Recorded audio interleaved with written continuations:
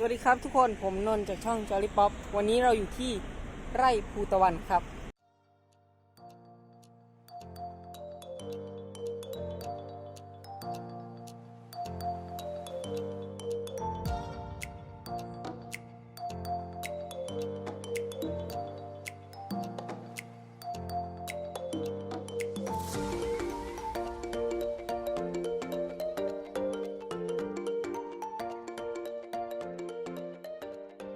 ในไร่นี้นะครับก็จะมีแปลงสตรอเบอรี่นะครับก็นี่เลย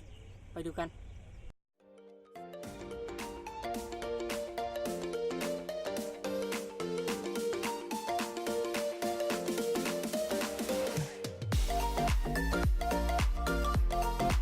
นอกจากนั้นก็ยังมีอะไรอีกเยอะแยะเลยนะครับอย่างเช่น